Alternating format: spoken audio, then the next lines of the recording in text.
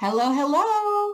I am so excited. It's JJ here, and I'm so thrilled that you're joining us once again at Together We Seek. Today, I have Mary Reynolds Thompson with me. She is going to be talking about a topic that I have not even yet dove into myself. So I'm super excited to talk about archetypes. But before I do, I just want to say hi to Mary. Mary, how are you? Thank you for joining us. Oh, JJ, so good to be with you. And I'm doing really well in rainy Marin County, California, where the skies have been opening and we have had a true drenching of late. Oh gosh, the weather. I love the weather because I feel like I can always feel my skin. I feel like I try to tap into whether it's raining or snowing or sunshine. I think it's such a powerful tool to just get present. It is. It is. So before we jump in, I can't wait to hear your story, but just to give everyone a little taste, can you tell us a little bit about what archetypes are? I'd be delighted to. So archetypes are really energies or patterns of being. So for example, if I said to you, someone is a warrior archetype, you would understand immediately that they might be the first one into the fray, that they're not afraid to tackle situations, so on and so forth. So we have all kinds of archetypes that live within us. We have the victim, the warrior, we have Hestes, we have Athena, we have the classical gods and goddesses. All of these are representing ways in which we operate in the world. In my work, I have taken this into landscape. So I work with 5 archetypal earth energies: deserts, forests, oceans and rivers, or the waterways, mountains and grasslands. And these also live in us and also help shape us, provide insight, and help reveal, why we're here, what we're here to do in this world. So when you know your archetypes, it's like decoding an aspect of the self. Oh, so-and-so's always blah. I always seem to be blah. So you can be really possessed by an archetype, which is a little scary because you become too intensely this one thing. But you can also, once you become knowledgeable about archetypes, say, well, great, I seem to be totally in this mode. Would it serve me to try and activate and befriend some other kind of mode of being? This is so interesting. Now, we've done a lot of work with birth charts, astrology, human design. Do you use any of the same data points to understand the different archetypes? No, I don't. I think all of those things are really interesting. I personally love the Enneagram, for example. And I think people can make correlations between, like, I'm a 2 on the Enneagram, which is the very much relationship and stuff like that. And that tends to show up as the grassland archetype, or the grassland woman archetype, as the one who's always weaving connections. So these archetypes, because they're archetypal, because any of this work is like archetypal astrology, is dealing with these large patterns of being, right? These large ways of being, you can connect the dots between them. You can say, oh gosh, as a warrior archetype, I may be more mountain than I am desert, right? You can see the correlations. So you can do that, but I don't that isn't my portal in, if that makes sense. So how do you determine when you meet with somebody or you do a practice with them, how do you know what their type is? Well, I don't think I go around typing people. Much like the Enneagram, you really need to sort of self-type. And the reality is that we don't just possess one. So there is a real danger in becoming overly limited, saying, oh gosh, so-and-so's, for example, a desert woman. She's always, her place is uncluttered. She loves silence. She needs a lot of alone time. She can get a little prickly like the cactus, all of those things. And that is absolutely, so in that moment of beingness, she may be exhibiting a very desert-like, pattern of being. But on the other hand, at the weekend, she might let her hair down and invite everyone round for a potluck, and she would be more in a different kind of landscape. So I don't go around typing people. I don't think that's useful. But typing yourself is really exploring these different archetypes and thinking very deeply about which ones you resonate the most with and which ones scare you the most, because that's equally important. Fear also has an energy. And so, for example, in my life, I've been very much a mountain woman. Give me a challenge, give me, and literally in my life, I've climbed a lot of mountains. So I'm like, this kind of approach, I can really do that. For me, the softening into grassland woman, into just being in a field of community and interrelations and connections and interdependencies is a bigger challenge.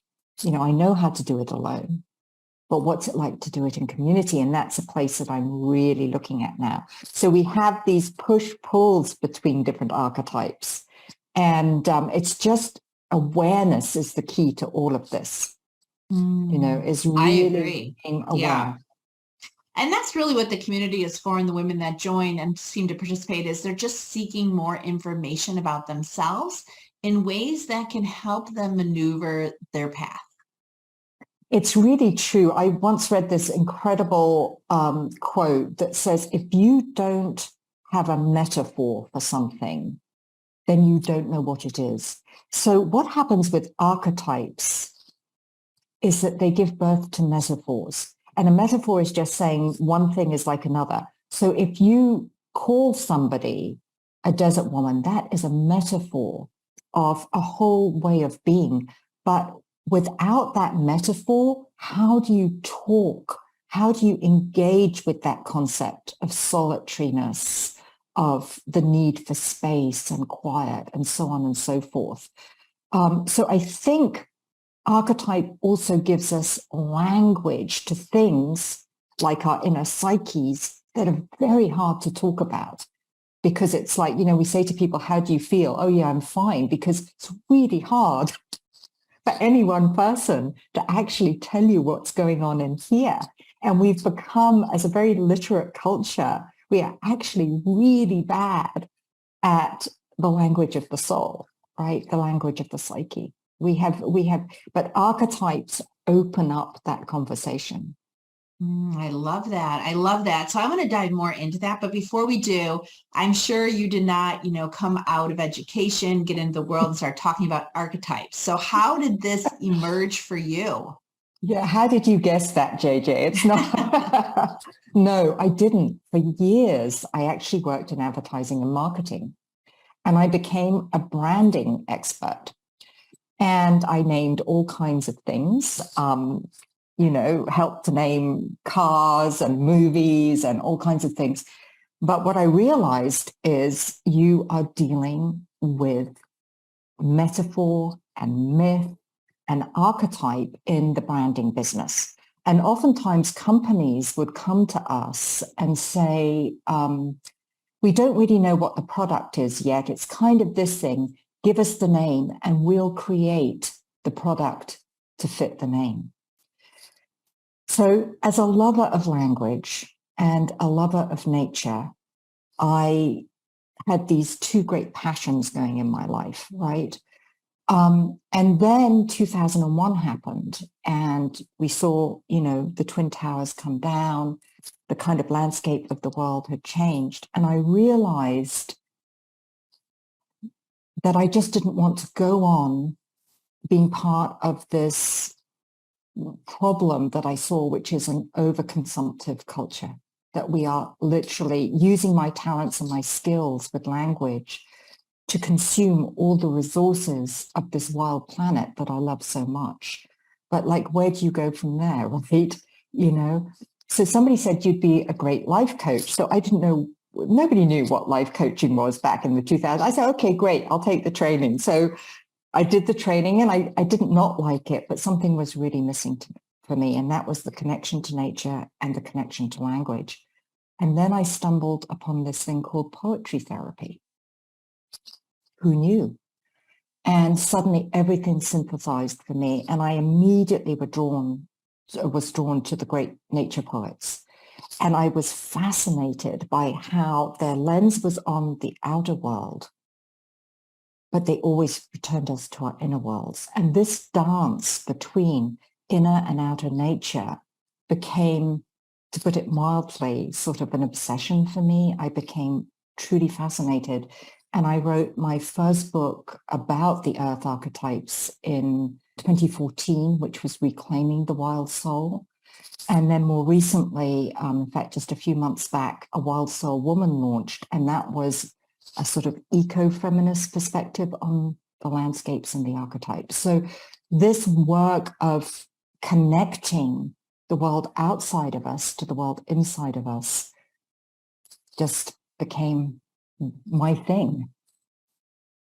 I love that. I love that. And honestly, really parallel to what I work on, right? So my third book is really about working from the inside out. I've spent the first two books talking about, how to manage when you have young kids and then you're trying to work, and how do you keep yourself going in the right direction? And then my next book is how to get promoted.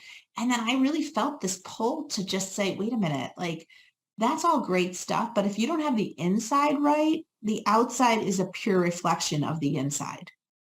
Absolutely. And it's so interesting you say that, JJ, because my thing is, how do we rewild the world if we don't rewild our own psyches? How do we bring nature back to flourishing if our own nature has been wounded in such a way that we're not in contact with that most alive, creative, resourceful part of us? So yes, definitely. Shifting consciousness is so important. We just show up differently. Yes, definitely. And so a lot of the work that I'm doing now is about being present and being mindful and managing your frequency, because so many things can alter that in a split second. That is the truth. Yes, absolutely. So how did the 5 new archetypes come to you? Yeah, and they're really actually even more than new archetypes, they're Earth archetypes. So in a way, they're really ancient, right? They came before all the other archetypes that we think of, those classical ones, the animus, the anima. They're really ancient. And what happened was I just began to think on an archetypal level. And I kept wondering why, if there were these archetypes, these landscapes, which we know, tell me the landscape in which you live and I will tell you who you are.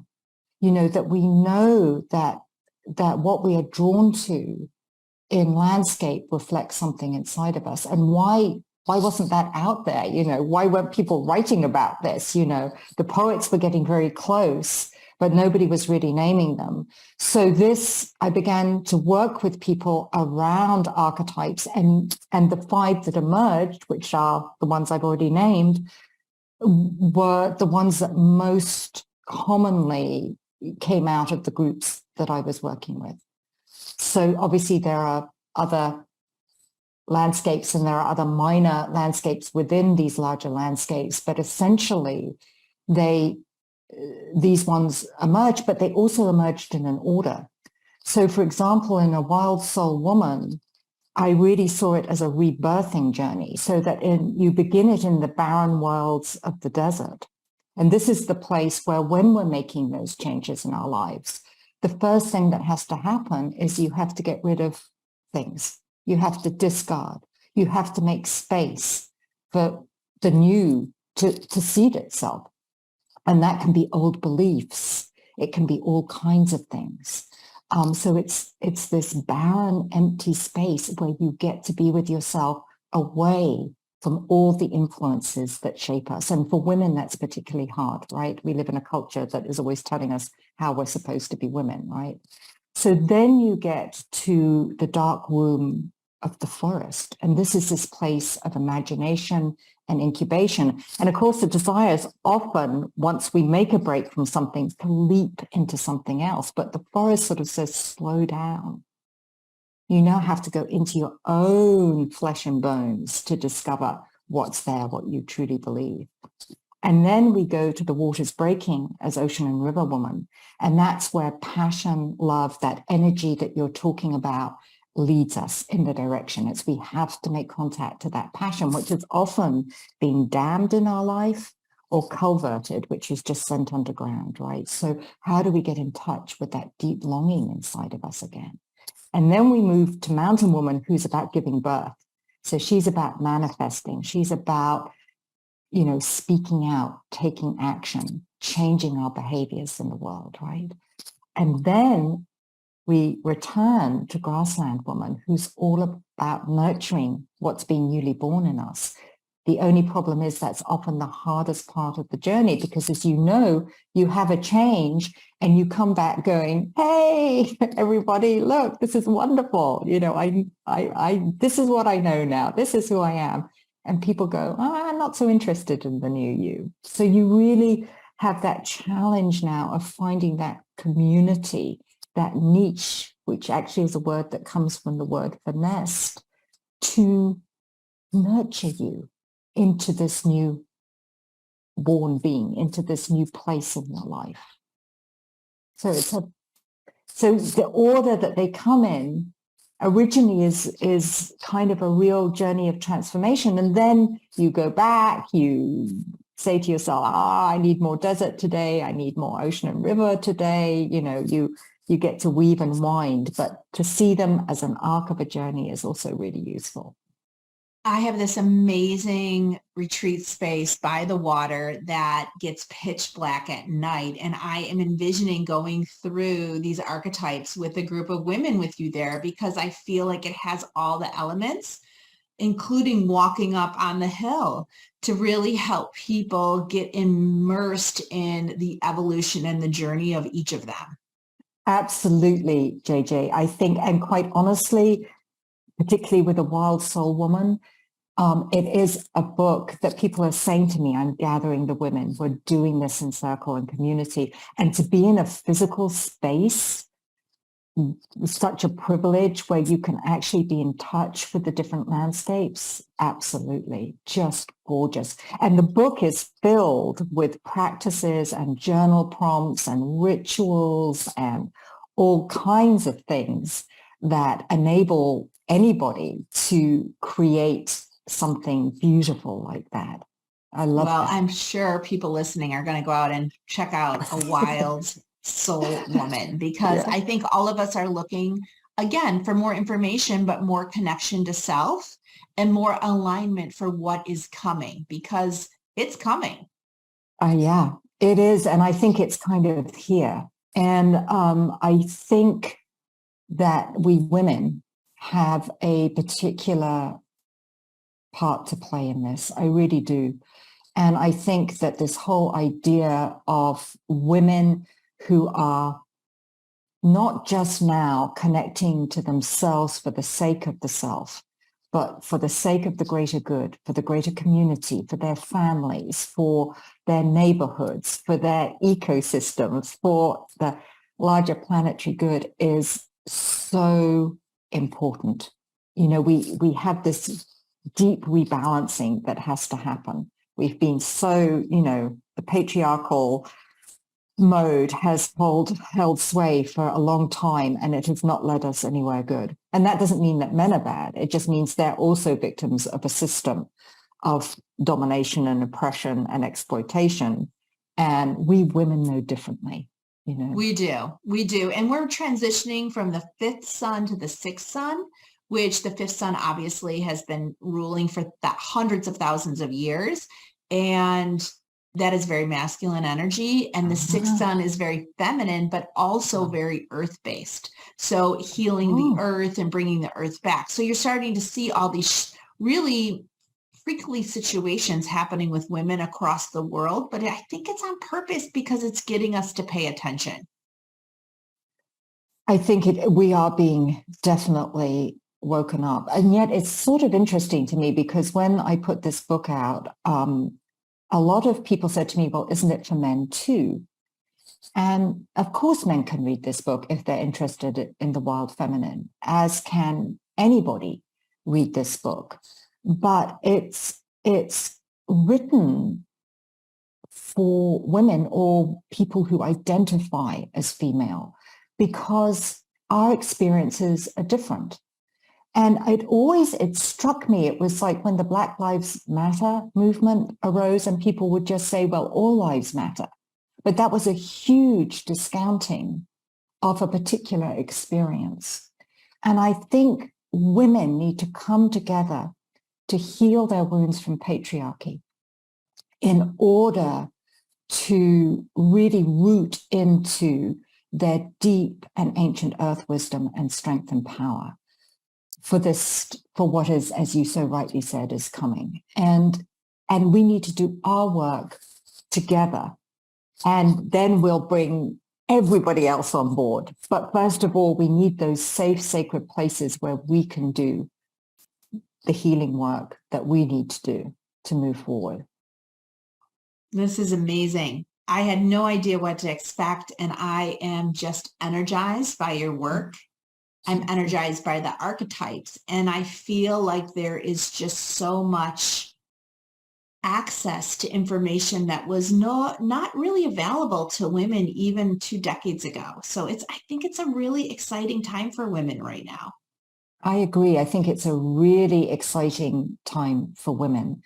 And I think that one of the biggest things I can say about that, and I'm sure you feel it too, JJ, is we have to do this together. You know, women have been taught to compete, to compare, right, in very painful ways. And that has to stop. We literally, it's not about it just purely individual changes anymore. We have to link arms and rise as one. This is the way that we'll make changes. So I love like a conversation that you and I are having because we're each doing the work, but together there's a more to it. And I can't say that enough, maybe because I grew up with such a sense of competition. You know, maybe I'm just speaking to myself, but I feel like when we think we're never enough, which is what women have been taught, then it makes it way too easy to strike a sister down. But we can't do that. We need each other and we need to lift each other up and support each other and protect each other because we are beginning to stick our necks out and it's a scary place to go. It's very, very vulnerable. I say of mountain woman, it's the most vulnerable place. You are completely exposed, right? And all kinds of things will come at you, especially in this social media world we live in. It will happen. But when we stand shoulder to shoulder with our sisters, you know, like a great, beautiful mountain range, we're good. I can feel that. I can feel that. I know everyone can feel that listening. That is so true. And I do think we have lifetimes of energy that have been holding us back, but now is the time, and the resources like your book and the work you're doing and the work that so many are doing here and listening in, it's not on accident. It is not on accident. And the women that are ready and have the frequency that can tap into this knowing, it's going to happen fast. I really believe over the next 5 to 10 years, things are really going to start moving, and it's going to take the gatherings, the support, and the love to make it so. Yeah. And I love that you said love. Absolutely. Yay to that. Well, I would love to explore with you doing something with me in Vermilion, Ohio, on the water. It's a sacred piece of land. And I really believe that it's just a perfect place to take this conversation further and really do some of the work that can give women the wings they need to fly. JJ, I would love that. Well, thank you so much for joining. I know people are going to want to find you. So can you tell us a little bit about where that can happen? Best place is to go to my website, MaryReynoldsThompson.com, and you'll find every which way to connect with me and see what I'm up to in the world. So, I love that. And I'm going to definitely go back out and visit that again now that we've had this conversation. And I'm going to head right over to Amazon and get your newest book, A Wild Soul Woman. So I'm super excited about that. Thank you so much, JJ. Thank you. Thank you.